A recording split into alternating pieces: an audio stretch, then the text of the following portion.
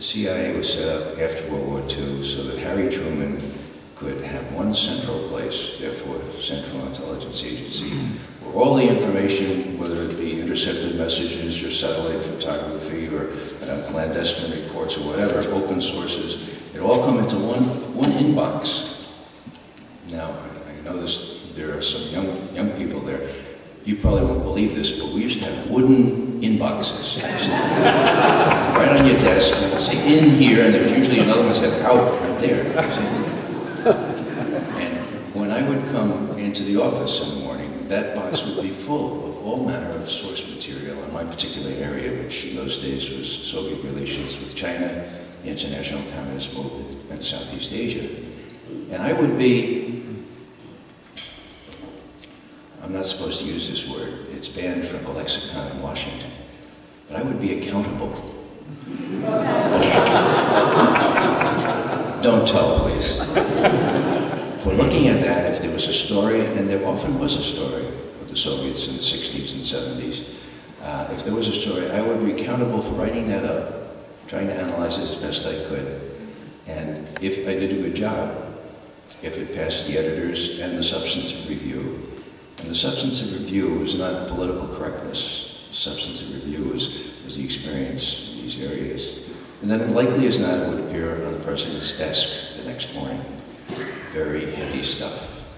I was proud to do that work, and that was the first job, to collect everything from all the sources. The next aspect that Harry Truman wanted was he wanted to be able to go to one person and say, Mr. Director, I want you to give it to me straight. I want to know what you and those 2 universities worth of specialists you have out there in the woods of Virginia, what you really think about this subject, okay? For example, the Air Force fellows are telling us that if we bomb North Vietnam and cut off the Ho Chi Minh Trail, that the North Vietnamese will give up. Now, what do you think? Well, rather than answer on the spot, we waited a decent interval of 2 days, consulted once again with all the people who knew how bombing works or doesn't, and consulted with those of our colleagues who brought Ho Chi Minh into Hanoi after the war on their shoulders. OSS folks, who, together with Ho Chi Minh, drove the Japanese out of Indochina. And the answer we gave the president was, no way, Mr. President, no way is Ho Chi Minh and his associates are they going to give up if you bomb.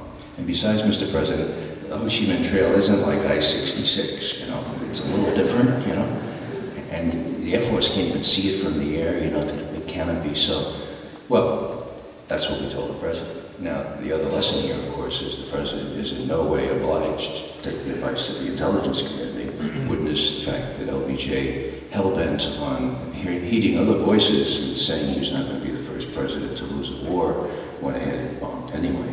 But that's the kind of task that we were called to, and it was good work. The inscription chiseled into the marble in the entrance of CIA headquarters. I remember seeing that. The building had just been built when I came on under John Kennedy, and it said, it's from John, you shall know the truth, and the truth shall set you free.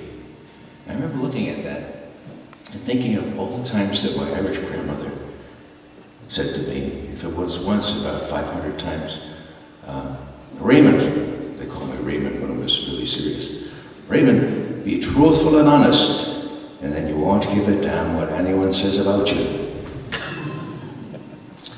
And I said to myself, or I said to Grandma, I said, Grandma, if that's true, you know, no pun intended, you know, if it's true that we're looking for the truth here, this is going to be a good place to work.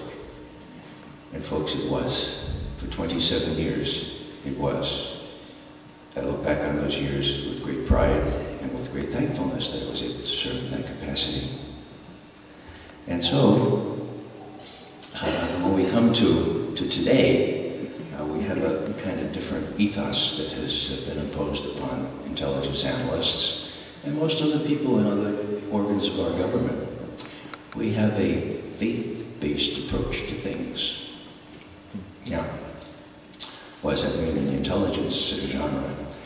Well, the best way I can illustrate this is by culling from my Irish heritage and telling you a little story about the 2 nuns in Northern Ireland was a winter evening and they were going back from the hospital where they worked.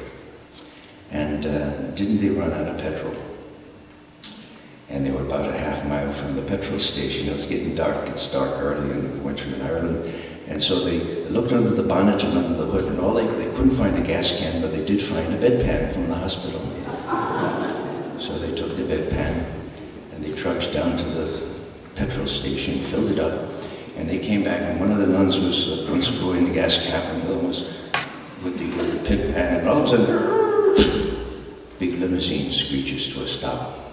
Big fancy one with one of those, you push a button and the window goes down all by itself. And who's there but the Reverend Ian Paisley? Looks out the window, sizes up the situation, and he says, "Sisters, I don't agree with your religion, but I do admire your faith."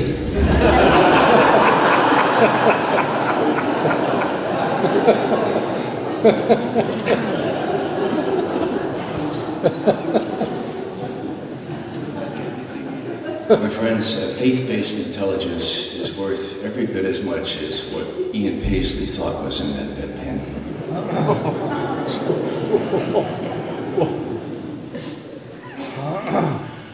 It used to be that my veteran intelligence professionals for sanity colleagues and I would give a little chronology of the lies told to get us into the war in Iraq and the various disingenuousness that was exhibited in the pre-war period. I don't think that's really, I mean, I have it memorized and I could do that, but I don't think that's really necessary anymore. We have the two big reasons that was used for this war, the weapons of mass destruction. We know that that was bogus. How do we know? Or how did we smell a rat? It was really pretty easy, folks. It didn't take a brain surgeon. Condoleezza Rice said on the 29th of July 2001 that we've been able to keep Saddam Hussein's arms from him.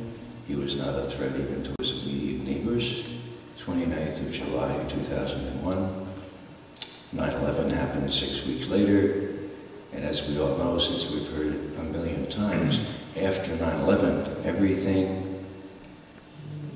changed, right? And all of a sudden, Saddam Hussein had all manner of weapons of mass destruction. It was quite unbelievable, literally unbelievable. Dick Cheney,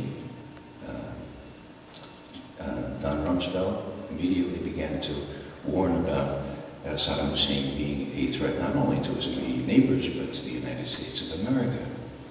And so we smelled a rat. And it really didn't take very much to see what was going on.